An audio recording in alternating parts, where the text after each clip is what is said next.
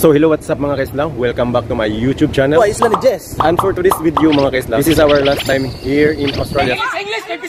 So I have to make an exit vlog. Our next journey mga kaisla, heading to Indonesia. This is the only country mga kaisla na sinasakop niya yung buong continent mga kaisla. So itong Australia, pwede mo tawagin itong country or continent. Australia is one of the largest country of the world. Continent siya, pero pwede mo rin tawagin country.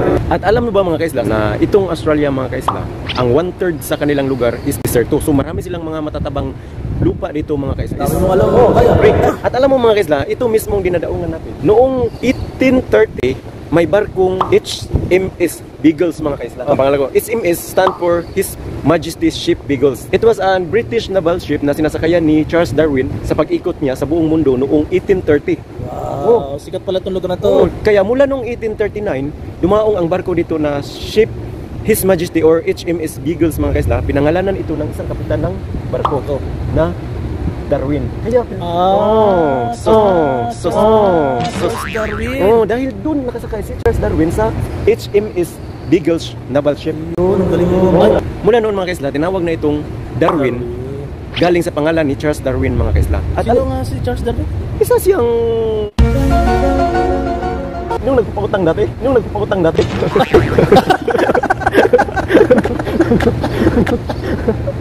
Si Charles Darwin, di ba? Si Charles Darwin mga kaisla o si Charles Robert Darwin ay isang English naturalist, geologist at biologist na kilala sa kanyang mga kontribusyon sa evolutionary biology.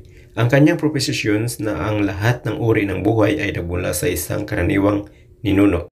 Kaya yan ang ating i-explore sa video na ito. Kasama ko si Adventures Vlog mga kaisla. Ngayon may sunduin kami ng pinsan niya mga kaisla at iikot niya kami dito sa Darwin, Australia. Darlon ng Marinduque.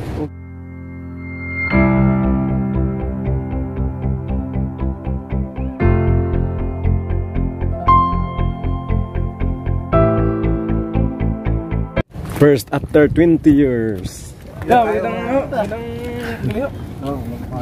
Nagabi pa. Tara, Pinsang Marlon. Si Ken, si Jezrael. So madilim na mga kaisla. Nandito na kami, nasundo na kami ng pinsan ni Buds Venture TV mga kaisla. So ito rin natin iikot. May sasakyan. Iba pala dito. Di ba kayo uminom? Pwede naman. Konti lang. Order lang naman tayo. Sakal na. Doon sa kinainan ko, pwede tayo uminom doon. Pwede, sige. Gubalag kami ni yan. Makikita niyo yan, likuran. Kaya pala. So yun, tumawagan, nakita namin yung... Ibig sabihin matagal na ba dito? Australia? 20 years na. Grabe, 20 years na pala to. Isla, record mo, 20 years na. Vlog ka na bro. Kumusta ang pamumuhay dito sa Australia, sir? Maganda naman dito. Kasi hindi naman siya magtagal dito ng 20 years pag hindi maganon ka gandang buhay dito eh. Compare sa Pilipinas na. Oo. Parang safe pa. Oh, ganda ng paligid lang. Sige lang kaya Jalo no, kaya pasyon na hindi. Basta kami sasakyan, parang Bad's Venture Vlog. First time ko talaga na makainom ng beer nila dito sa Australia. Kasi nung nakaraan, hindi man ako uminom ng mga beer mga kaisla. Kasi hindi man tayo masyadong nag-ano. So ngayon, matikman na natin. So papasok na kami mga kaisla. Dito kami ngayon sa parang restaurant. Mag-order sila pero kumain na kami mga kaisla. Pero inom-inom lang kami ng kunting medyo beer. So dito kami mga kaisla. Kaya pala may extra. May extra sarap pala to. Ito na yung first victim namin dito ng corona dito sa Australia. Anong kilasa nito? Masarap, parang may limon. Ito na yung city mga kaisla. Tingnan natin kung ano ang itsura ng city nila dito sa Darwin. Simpleng city lang na ito. Makati lang ano?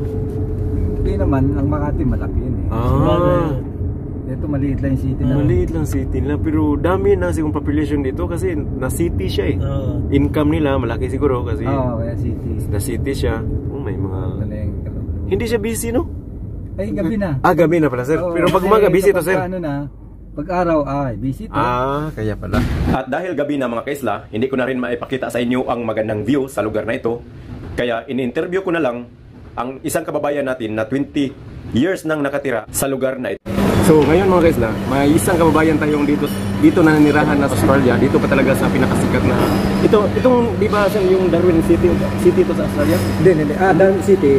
Pero ano to, sakop ng Northern Territory. Oh, Northern Isa sa Territory. mga state ng Australia. Oh, state ng Australia. So yung ano, bali ito ang capital ng Northern Territory. So ang Australia kasi mayroong 6 na state at 2 territory. Yung Northern Territory, yung 2 territory, Northern Territory at saka ACT o yung Australian Capital Territory tawag yun. So naandun yung pinakang capital ng Australia sa Canberra. Hindi yung Sydney ang ano. Hindi Sydney ang capital ng Australia. Sabi nila no, Canberra pala. Canberra. Ayun, tama. Ngayon ang Sydney, ang kanyang state ay New South Wales. Ayun. New South Wales. Galing kayo Ginawa na tayo. sa Sydney. Yung sa may Opera House. Nakita niyo Binitulo. Pero may dagdag ko lang, pwede mo siya tawaging country, pwede mo daw din tawaging continent. Kasi sa atin niya yung buong continent. Ganyan kalupit yung Australia Yung Northern Territory, isang state lang yun. Hindi man actually hindi man state dahil ang territory tawag. Mas malaki pa sa Pilipinas ang Northern Territory. Malamang. Yung kung makikita niyo yung mapa ng na Australia, hinati yan sa anim na state. Sa Northern Territory, meron pang Tasmania. Sa parte ng New Zealand yun. Kantay doon, Tasmania. Isang state yun ng isang state ng Australia. Pero hiwalay siya. Island yun na hiwalay. Ang Tasmania. So, ang mainland, itong malaki yung parang 14 piso. Tama. Ito, masakit na siya. Tapos may maliit dito sa parteng baba. Yun yung Tasmania, maliit lang ganyan, pero malaki yun. Pero na-search ko kanina, itong Australia, ang 1/3 sa lugar na ito is desert, you know? Oo. Puro lupa. Ang mga naninirahan dito nasa coastal road na. Ang gitna, puro ano yan, desierto, bundok, mga mabababa, matag ng mga desierto, mga pangibatan, mining. Maraming mining dito. Maraming mining dito, maraming mga mineral na natutunan. Pero ang tanong, 20 years ka na dito sa Australia. Nakauwi ka na sa 20 years na yan, sir. Nakauwi ka na. Dati nung 2005, umuwi ako ng after 1 year, tapos every 2 years, every 3 years. So bago ka nag-Australia, dito, may ibang country ka pa na... Oo, nung nagbanawi ako eh. Ako alam yung Banawi sa Quezon City. Mekaniko. Hindi, Banawi, Quezon City yun. Mekaniko.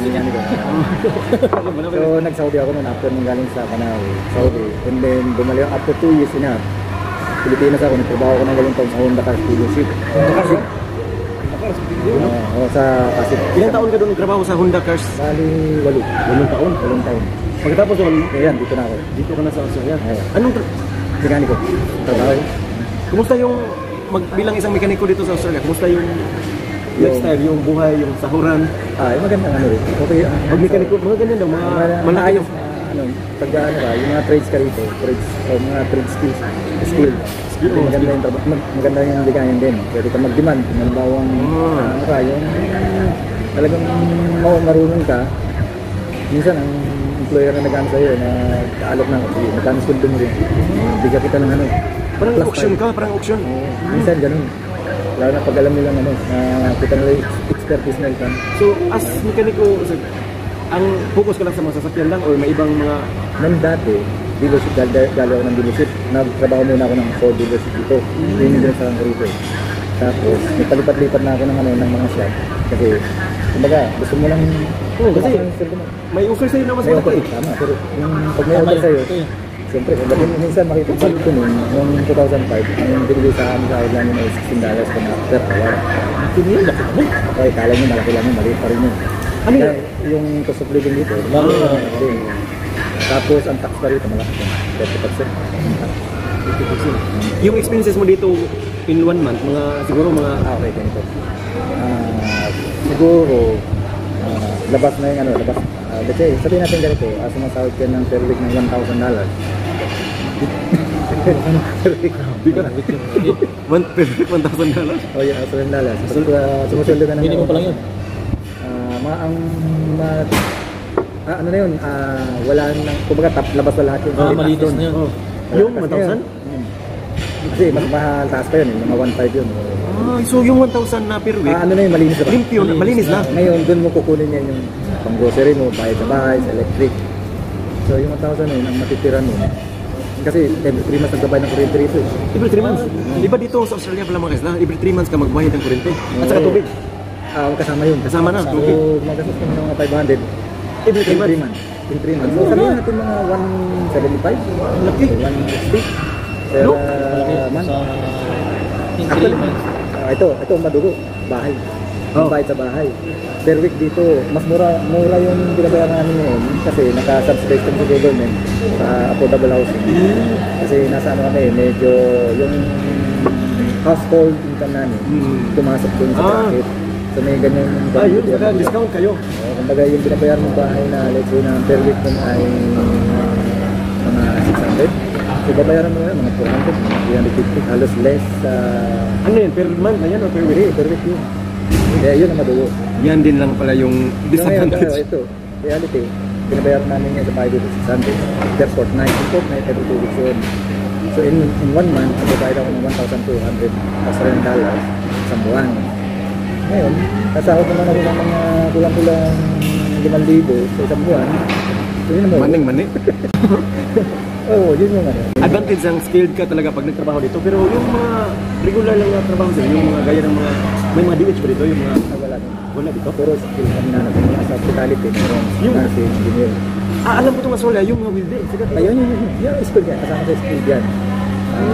Ano pa, sa mga restaurant, yan, pinapagod sila. Ay, malupit pala ito si Sir mga kasla. Si Sir Marlon pala ito. So, 20 years. So, di siya magtagal ng 20 years dito. Kung hindi mo nagustuhan yung... Oo, kasi may galing na lang sa galing. Cheers. Cheers. No? Akala na rin mo. Hindi mo. Oh, ang problema doon, yung tax ko, 1,200. So, matitira no, mga 2,700, 2,800. Masa isang million. Pero at, Tax yun. pero at least yung tax nyo, may about sa mga medical expenses. Correct. Libre ang ano namin, medication dito. Yan yung Ano pa rin, no? Yan kagandahan sa- yan yung advantage kasi malaki kang binayaran ng tax pero yung mga medical expenses mo Yan. Dapat. Libre yun. Nakalibre ka. dapat ganun yung Pag ano ka, residente rito, kaya president ka dito sir. ano na rin, citizen na rin. Oo nga no, 50 years pa naman. Ano problema pala yung mga tax na yun? Parang ganun lang rin. Kahit sa Pinas ka, malaki ka bang bayaran ng tax, yung medical expenses mo. Sa'yo pa. Sa'yo rin. Tapos pag nasa public, hindi ka mas pag-ano. Dito na tayo sa Totoo lang. Dito na tayo sa Australia. Tara. Ano Ayun. sabi mo?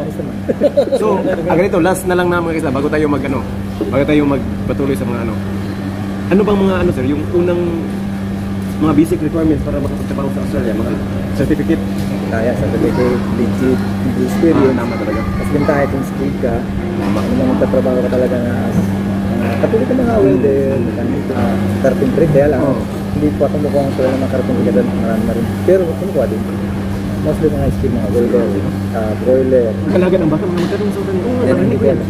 Kung magkano.